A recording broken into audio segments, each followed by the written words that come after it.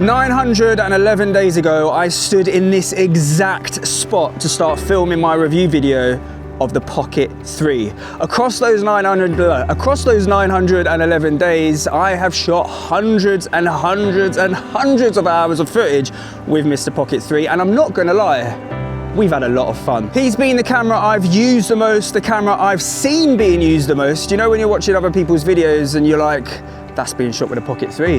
That is being shot with a Pocket 3, because you know how it looks and how it moves, and then suddenly a few minutes into the video, you see that famous figure lurking in the shadows of the walls or the reflections in the windows, and you say to yourself, I knew it, I knew it. But now that game will not be, is that the Pocket 3? It will be, is that the Pocket 3 or is that the Pocket 4? But does 4 really mean more? Well, to find out, we are going to walk and talk exactly like we did 911 days ago with the Pocket 3. But the difference today is we're not just going to walk and talk, we're going in.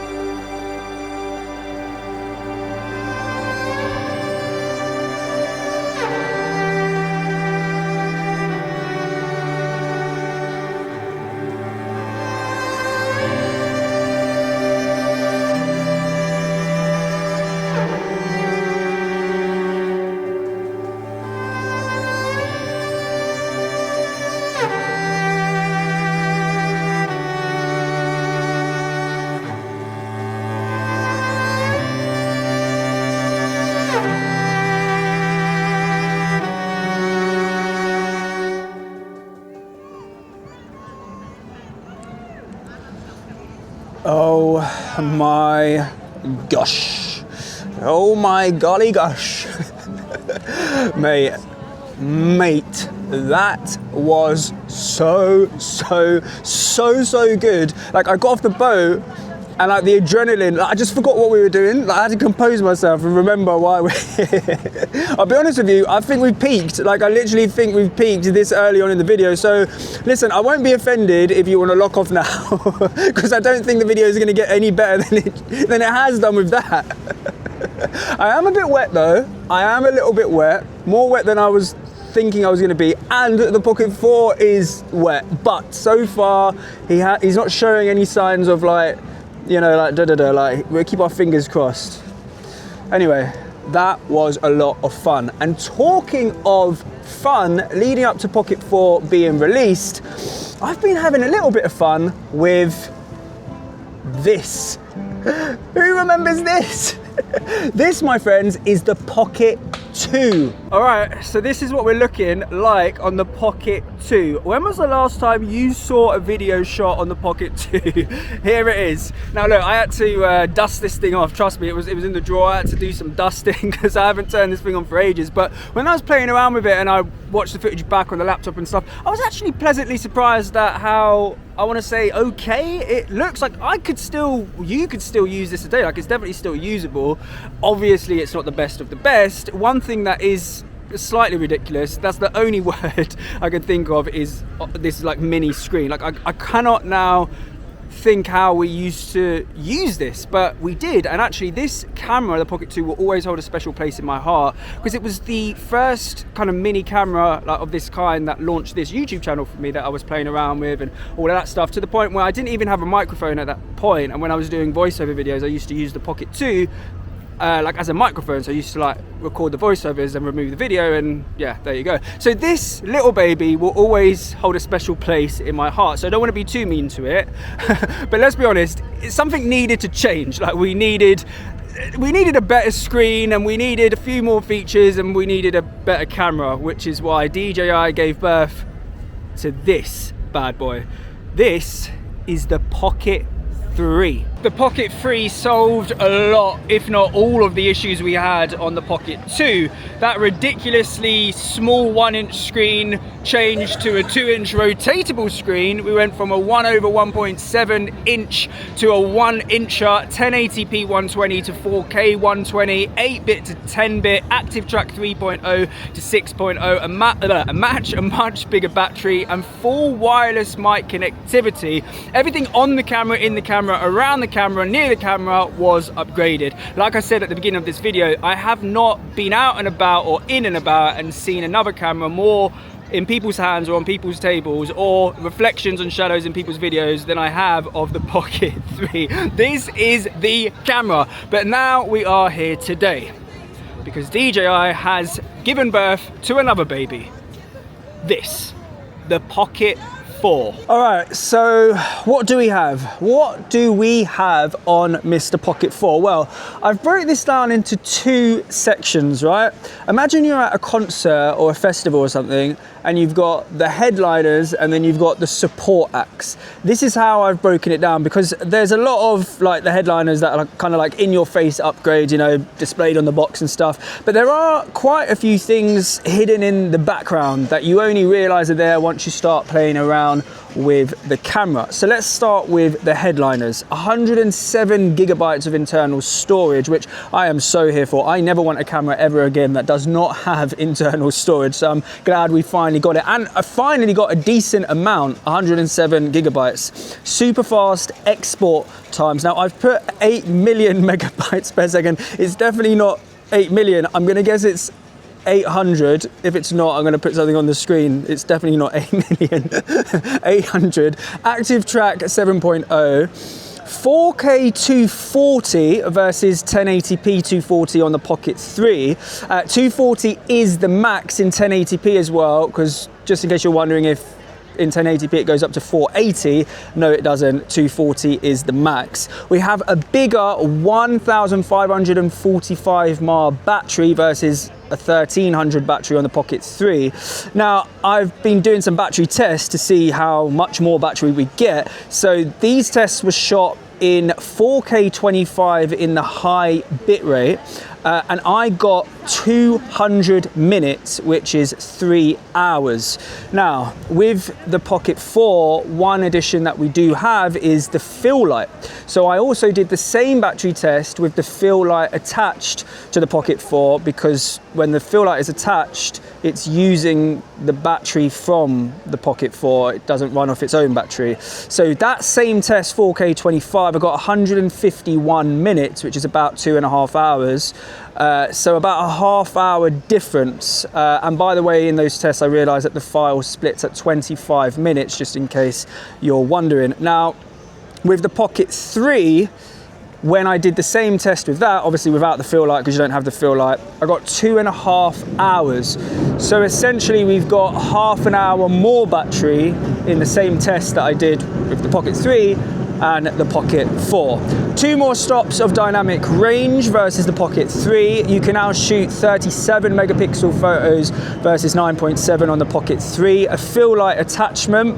There was a couple floating around for the Pocket 3 that I saw. Even some people commented on some of my older videos of the Pocket 3 and tagged some stuff in from Amazon. I never actually used it, but this one is obviously an official DJI one.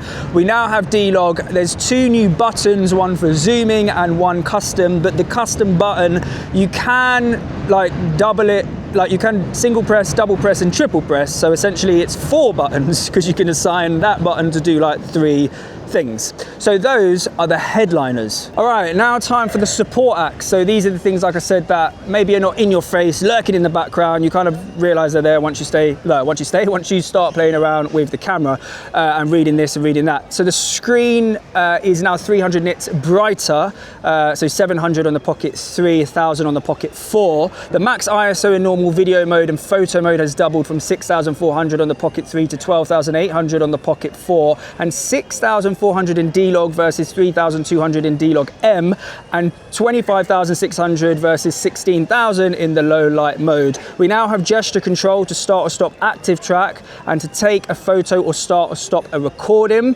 Osmo Audio 4-channel output, but don't get this confused. This doesn't mean you can connect 4 wireless mics. You still can only connect 2, but you can have the audio from 2 wireless mics and 2 of the internal mics, giving you 4 audio channels. We now have 6 different film tones. The audio can be recorded while shooting slow motion. It's saved as a separate file.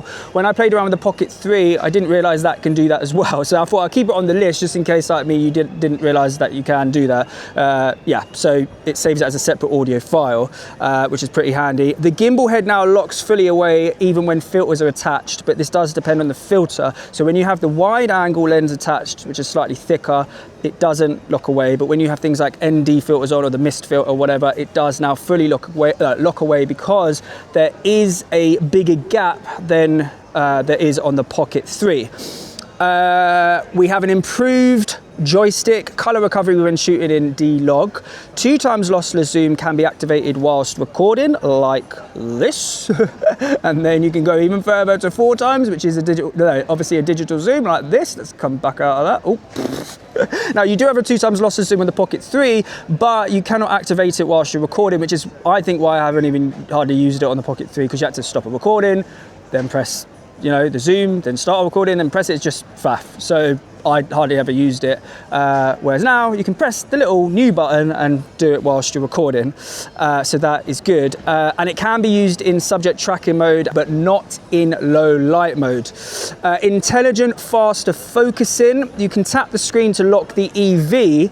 And you can also swipe on the right whilst you're recording to change the EV, which you can do on the Pocket 3, not tap to lock, but you can swipe to change, which again I didn't realize until I played around with the Pocket 3. So I thought I'd mention it just in case you have the Pocket 3 and didn't realize you can do that. Face track is available in low light mode and slow motion mode. The battery percentage is constantly displayed on the screen, so you don't have to keep pressing the icon like you do on the Pocket 3, which I think is super handy because I hate the little icon. It's not very accurate. I want to see the number. I want to see what I have left. The shutter speed can now go slower to 1/4 of a second, so you can get those creative motion-y blur shots. There's an automatic low light image enhancement mode, which essentially will detect low light scenes and remove noise, but don't get this confused with the actual low light mode. It doesn't automatically go into the low light mode. It just does exactly what it says. It will remove noise when it detects it's a low light scene. But if you have this on, it does override any texture and noise settings that you have inputted. So keep that in mind. But yeah, a handy new feature if you're shooting in low light. There's a new beautify mode. There's a new vocal boost mode, and there's a new audio zoom mode. Right, as I just said, there's a new mode in town, Beautify. And I know what you're thinking, James, what the hell does Beautify do? Well, let me put your mind at ease. It does exactly what it says on the tin. It beautifies you. So you have 3 options within the Beautify mode: skin tone, brightness, and smoothness. So right now what you're looking at, well, I think this is pretty beautiful. But why don't we beautify myself in 3, 2, 1. All right, here we are. Am I beautified or am I not beautified? Do you notice any difference?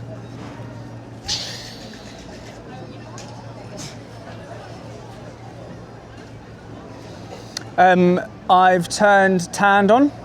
I have turned smoothness on. I haven't turned brightness on because I think the face is too bright anyway, which we'll come on to later. But take a moment, look and stare, screenshot it if you want, take a picture of your phone. This, my friends, is Beautify.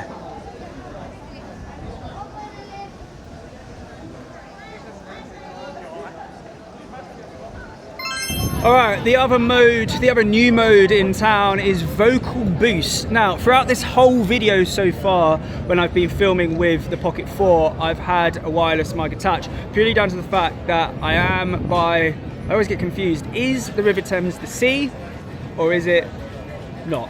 Anyway, it is windy, so you know when you're by the water, it's windy. It's not that windy now. Not that windy now, luckily, just turned the mic off. Anyway, what I'm trying to say is, so far we've been connected to a wireless mic, but now you're listening to the internals. Now, like I said, we do have 2 new audio modes. One of them is Vocal Boost, which I'm not gonna lie, I actually think it does exactly what it says on the tin in a perfectly perfect way. So what you're listening to right now is audio straight from the camera with Vocal Boost off. Now, I'm gonna turn it on. All right, here we are. Same spot, same position. And if I can feel it, I can feel it. There is a train coming. This will be perfect timing. Oh my gosh, Vocal Boost. How am I sounding? Actually, look, can you hear the train as well? Can you hear my voice? This is loud. This is loud. Look, we've got the train over here. Look, can you see it? Look. Oh no, you can't see it. They've got all the works. I told you, London, they're building. Everywhere you look, they're building. You can't see the bloody train. Anyway, you can hear it. Can you hear it? But how well can you hear my voice? This is with Vocal Boost on. So essentially it does exactly what it says on the tin. It's vocally boosting you, or boosting your vocals, whichever way you want to look at it. So if you're by a train, turn on Vocal Boost. Now you can hear it more. Can you still hear me? Oh yes, you can. Mate, this is so loud I can feel it. I need to hold on to the edge or I'm gonna fall down. The vibrations. Okay, right. Next mode, audio zoom. All right, Vocal Boost is now turned off, but we have audio zoom turned on. So this adjusts audio gain with focal length, precisely captures and enhances sound from direction lens is pointing. So it's pointing obviously forward now, but is this to do with when I zoom as well? This is what I'm confused with, because I haven't heard any difference when I've been doing it. So obviously I've zoomed in now. Can you hear any difference with the audio then if I zoom it out? I don't know if it's to do with the zoom itself, with the lossless zoom, or it's just called audio zoom because it's based on like the direction. So like if I move it around to me, like now it's obviously going to be using like the mic more facing. I think that's what it means. But you know what? In the test, I haven't really heard too much of a difference like I have with Vocal Boost. Anyway, it's a new mode and it's there. So I'm just letting you know. All right, so those were the headliners and those were the support acts. But with all the positive stuff, there's obviously some negative stuff in what I like to call the ones that didn't make it. Exactly what it says on the tin. These are things that we had on the Pocket 3 that we no longer have on the Pocket 4. D-Log M, goodbye D-Log M, no longer here. HLG mode, goodbye HLG, no longer here. 1x1 in 3K. So if you didn't know, on the Pocket 3 you could shoot in 1x1 in 3K. On the Pocket 4, No, no, no. No, no, no. The battery handle. The Pocket 3 had a battery handle included inside the box. I cannot understand why on earth the battery handle has been removed from the Pocket 4's box. Who made this decision? I know we have a bigger battery on the Pocket 4, but let's be honest, and it shows in the test that I did, I mean, it's not a massive amount of difference, especially when the fill light uses the battery of the Pocket 4. So when you have the fill light attached, you're basically getting the same battery as the Pocket 3. You can never have too much battery. So why on earth has the battery handle been removed from the Creator Combo box? I cannot understand it. I don't know. I just don't know. I thought there was something wrong. I had to double check I got the right combo. Where's the battery handle? Nope, gone. No, no, no, no, no, no, no. You know what else has been removed? Nah, you know what? I think I'm more shocked that this has been removed than I am about the battery. Remember this beautiful case that protected the Pocket 3? You would have thought that this would be included in the Pocket 4's box. No. No, no, no. No protective case included inside the box. I want to be a fly on the wall in the DJI boardroom meeting when they're discussing, the Pocket 4, and I want to know who decided, you know what, you see this? Get rid of it. They don't need it. Get rid of it. They do not need that protective case. You know what they need? This. This clip will be fine. But the problem with this clip is it only protects the gimbal. So the rest of the body is exposed. So when you put this clip on, it does lock the gimbal in place. But like I said, everything else is literally exposed. So when you put it in your bag or your pocket, which is what you're supposed to put it in, the Pocket 4, yeah, things are not really secure, protected. But I guess they did semi-think about that, and they gave us this, a smaller version of the bigger wash bag. So let me just talk you through what you have to do now. We have to put the clip that we have, by the way, this is the Pocket 3 because I'm shooting with the Pocket 4, but basically I'll put it on to show you because it's the same thing. So you have to put the clip on, right? Locks the gimbal, everything else exposed. But so to protect everything else, don't worry, put it inside the mini wash bag. Zip the wash bag up. Okay, I want to know whose pocket this is fitting in. I want to know whose pocket this is fitting in because this is no longer fitted in the average pocket. This could just about fit in the average pocket. This is not fitting in a pocket. And then just to remind you, okay, let's say a shot was coming up now. Right, so we've got a shot over there, right? I want to quickly get the shot.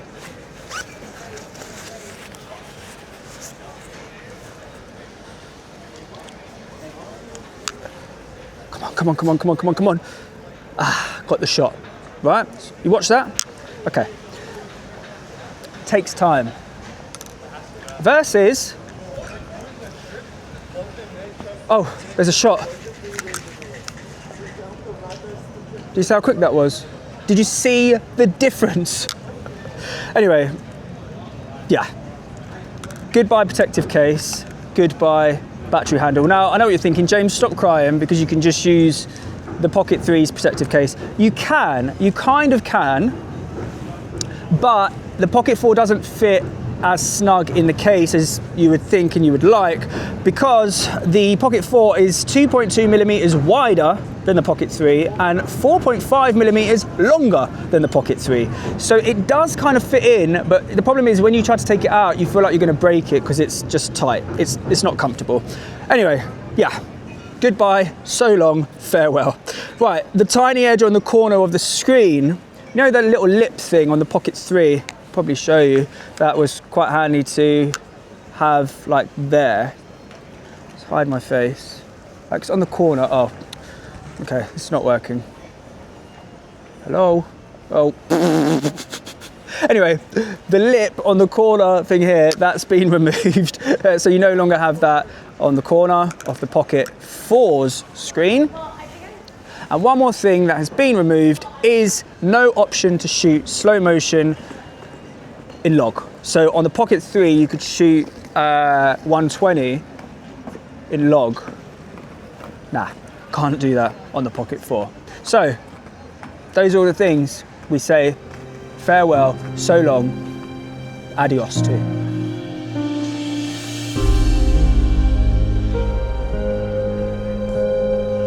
Oh, raunchy. So with all the things that's been added and a couple of things that's actually been taken away, there are a few things I would have liked to see appear on the Pocket 4 that are not there. The first thing is, I really would have liked a 1/4" screw hole just on the bottom of the camera. You know when you just want to put it in, but you know when you just want to put it in, you know when you just want to put it in but you can't. No, that came out wrong. You know when you want to put it in but you can't. Well, that's the only way to say it really, because you have to have the adapter.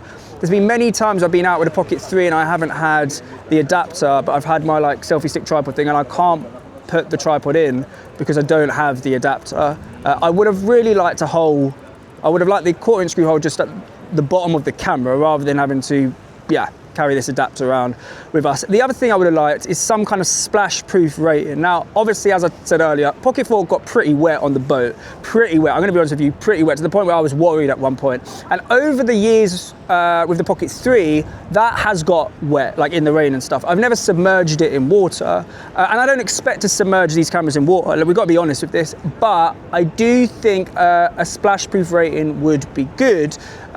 Because the way I see this, and because I kind of know maybe why, because the gimbal itself is such a big moving part with nooks and crannies here and there, right? So I know that you could say, well, that's just not possible. But the way I think about this stuff is if we can send humans to the moon, to circle around the moon, mate, we can make the Pocket 4 somewhat splash proof. 360 gimbal rotation would have been nice as well, because when you have got active track on and you obviously are moving around, there is a point where, the gimbal stops. It can't go any further.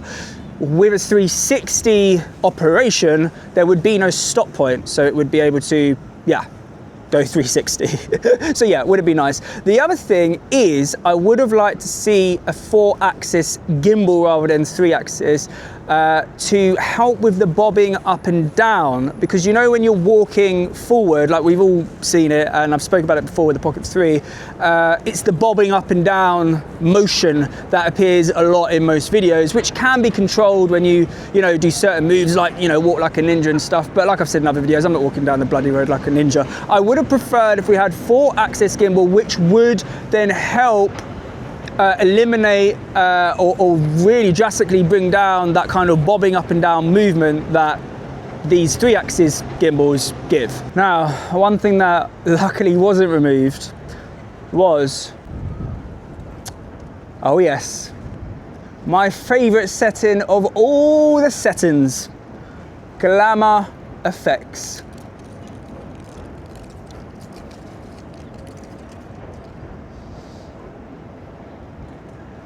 DJI, remove whatever you want, but never, ever dare remove these glamour effects.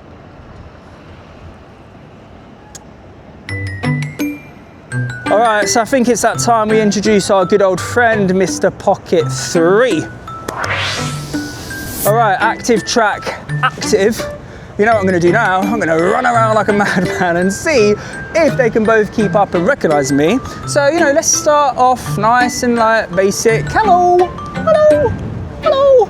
Okay, that's good. Let's pretend I'm walking down some stairs. Okay, out of the shot. Right, question is, will you catch me when I come back upstairs?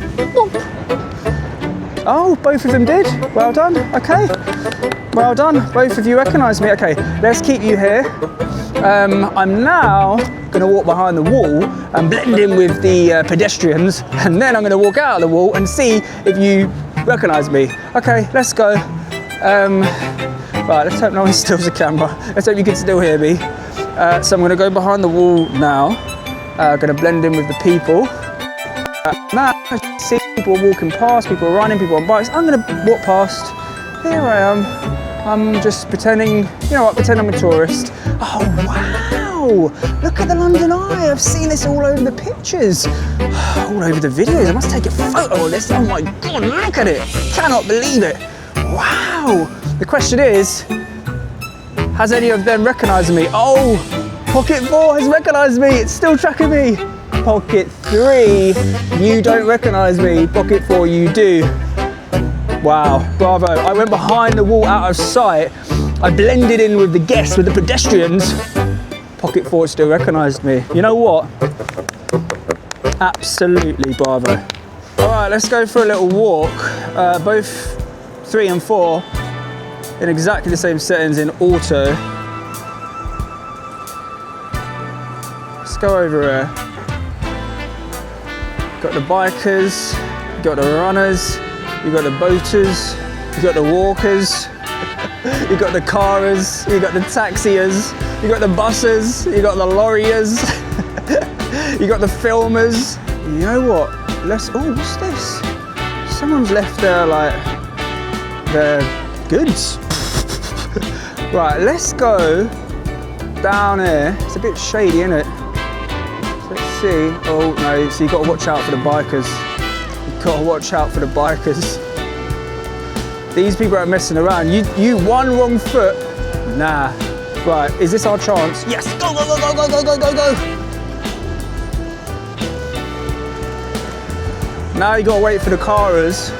Listen, it's bikes against the people, cars against the buses, lorries against the vans. Everyone's out for themselves out here.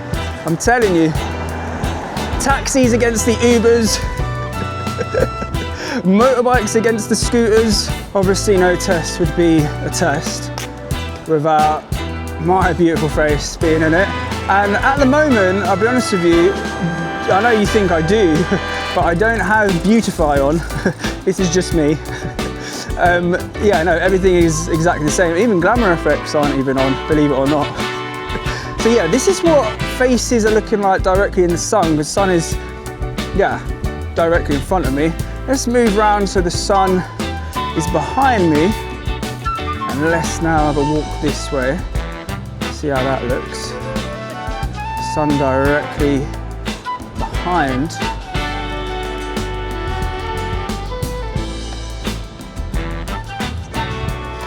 Usually you've got the horses in here. As you can see, no horses in there. As you can see, a lot of horse shit in there. Be careful where you step around here. Be careful where you step around here.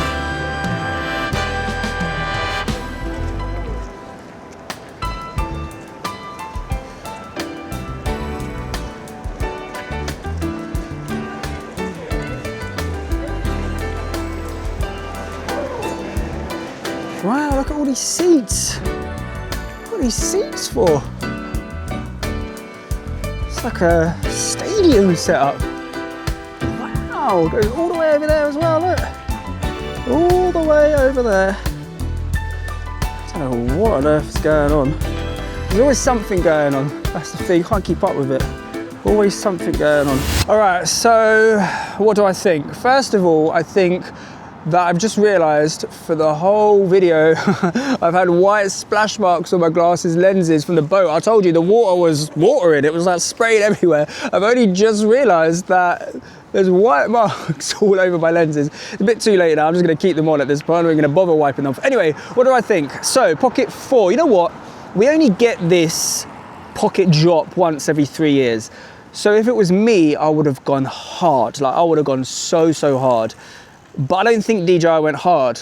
I think, in fact, the whole thing's been a little bit confusing, right? Before the 4 came out, we had rumours that there was a 4 Pro, nothing official. But then on the actual launch day of the 4, a teaser dropped on DJI's website. But to make it even more confusing, it wasn't on the whole website, it was just on the Chinese bit of their website of teasing the 4 Pro. It's like, what? And when I'm reading like shit online, the vibe I get is people are confused. Like, what do? Do they get the 4? Do they wait for the 4 Pro? If they get the 4, can they send it back if they want the 4 Pro? Like, I reckon if DJI released the 4 Pro at the same time as the 4, did it as one release, this drop would have been so big. Like, it would have given people the given people the option. It's almost like Apple. They don't go, here's the iPhone 17, here's the iPhone 18, and then 3 months later, oh, here's the 17 Pro, here's the 18 Pro. No, we get the full lineup, so we get to choose, we get the option. Some people want the 17 because it works for them. Some people want the 17 Pro, but we get the option. Instead, right now, I feel like people are confused. I just feel like the whole release, especially because it only comes like once every 3 years, like, mate, you gotta go hard. You gotta go hard. Use this opportunity. We shouldn't be mad that the 4 essentially looks the same as the 3 because why fix what's not broken? And I don't think the 3 was broken in terms of the body and stuff. I think it worked really, really well. So we shouldn't be mad at that. And plus it means that accessories and filters and stuff like that works and all of that. I just think the issue here, for me anyway, has been the release. Like, I think if they had released both cameras at the same time, I'm sure there's a reason why they haven't, but if they had released the cameras at the same time, maybe even delayed the 4 if the 4 Pro is not ready so they could release it together. I just think this whole release would have been so much better. You would have had a pool of people that would have been happy with the 4, and then you would have had a pool of people that would be happy with the 4 Pro. Instead, you haven't got that. You've got people confused and like questioning shit. Like, yeah, go hard or go home. Oh, it's I told you, look, it's the fluff, it's come from the trees. It's everywhere. Okay, whilst you compose yourself and get a drink, James, let me take over from here and let me address the elephant in the room, or should I say the ghost in the room. DJI, what have you done to my face? I really, really, really hoped you wouldn't add some face priority thing like I'm pretty sure you did with the Action 6, but unfortunately, it looks like you have. I literally look like a ghost. And what's really weird, and something I never thought I'd say, is I actually prefer the way my face looks coming out of the Pocket 2 and even the Pocket 3. When I turned on Beautify, and I turned on like the tanned option in Beautify, that is basically, give or take, how my face looks. As soon as I turn Beautify off, you can see the difference. I'm a ghost. I'm literally a ghost. But the thing is, I don't want to turn Beautify on all the time because I don't like all these filters processing on the face. Like, obviously, it starts to look unnatural. I'm just saying that in terms of color, that is basically how my face looks. If you're going to add a face priority thing, fine, add it. But I think you should give us the option to turn it on or off because, mate, I'd be turning that shit right off. When I had this issue with the Action 6, it meant I had to shoot everything in D-Log M to unghostify my face. So it looks like I'm going to need to experiment in D-Log on the Pocket 4 because, yeah, my face is not that color and actually makes me look a little bit ill, and I'm not ill, I'm fine. Anyway, a couple of things I've picked up in my testing. There is a rather annoying delay in the preview screen on the Pocket 4, something I picked up pretty much straight away, and I thought I was going mad. So I put the Pocket 3 and Pocket 4 side by side and filmed the screens in slow motion whilst I was like waving around in front of the camera, and then watched the footage back, and guess what? I was correct. There is a slight delay in the Pocket 4's screen, which is, yeah, a little bit annoying, especially when you're filming yourself. It can get a little bit distracting. It's too early for me to say right now, like 3 or 4 in terms of colors and stuff. Like, I have done testing, and in some of the tests I prefer the 3, in some I prefer the 4, some I can't really see any difference, some it's a very subtle difference. You know what? I really need to just get out there with the 4 and do some real world vlogging stuff like I did with the 3, because that's when you start to build up a good picture of a camera, right? And then we revisit it months later with a true reflection. One thing I've got to say is the low light images coming out of the 4 are, in my opinion, insanely good. Great, fantastic, amazing, wonderful, all of the adjectives. I've got a whole low light video either coming out or out, depending on when you're watching this video, so check that out. But yeah, I've been really blown away by the low light images coming out of the 4. Another couple of things I've noticed is the face track sensitivity on the 4 seems to have calmed down, which is really good because it's something I didn't really like on the 3. It just made the whole video way too jolty, and even some of you commented on various of my Pocket 3 videos saying that, yeah, the face track is making you feel a little rough, kind of like being seasick. So yeah, I'm glad it's been toned down. But talking of gimbal, I'm pretty sure the gimbal speed in default is slightly faster on the 4 than on the 3. It's something, again, I noticed pretty much straight away, but I guess I need to continue doing more testing. But I'm pretty sure it's slightly faster, to the point where I've actually changed the gimbal setting on the 4 to slow rather than default, whereas on the Pocket 3 I always had it in default. But yeah, something I guess I need to continue testing. Anyway, now time for the $1 million question. Should you upgrade from the 3 to the 4? Before we do that, let's do this. Whoa! Wowzers! Look at this. Got a fill light on. I got fill on the camera. Mate, this light is bright. If you don't like vlogging in public, like attracting attention to yourself, maybe don't walk down the street with this light attached to the camera, because this is going to attract a lot of attention. I decided to stand here because this is where the reporters stand. I don't know, people in the UK, when you watch like ITV News and stuff, I don't know if you recognise this. This is like where the reporters stand with their big cameras and their big lights. I said, you know what? I'm going to stand here today with Phil on top of the camera. And, well, I mean, I don't have any news, but yeah. Just speak like this. All right, so should you upgrade from the 3 to the 4? Look, there's no right or wrong to this. Everyone has different wants and needs when it comes to a camera. Like I said earlier, the 4 Pro isn't out yet. Should be out, but isn't out. Insta360 Lunar is floating in the air, isn't out as of time of recording today. So, you know what? It might be worth you waiting for both those cameras to come out to make your final decision. There is a lot on this camera that I like, and a lot has been upgraded, and it does feel, yeah, it does feel good. But for some people, it's not going to be enough. To some people, it will be enough. Like the whole D-Log thing is going to be big to a lot of people. The 240 and 4K is big for a lot of people. The button for the lossless zoom is big for some people, because like I said, I hardly used it on the 3 because you had to stop recording and press the button to start. Now you can just press the button. There's all these little things, and like I always say, everyone has different wants and needs with a camera. So what's right for him might not be right for her. What's right for her might not be right for him. So I know it's easy to get sucked into reading comments and reading what other people say, but remember this, there is no right or wrong to it. There could be 2, 3, 4, or maybe even one thing on this camera that is the decider for you to upgrade. But as of time of recording today, this is all we have. So if I could give you one piece of advice, maybe wait for Lunar to come out and the 4 Pro to come out to make your final decision on whether the 4 is the right upgrade for you. But like I say, with all these cameras, there's one thing that I'm going to do, which you should do. Just press record and let's have some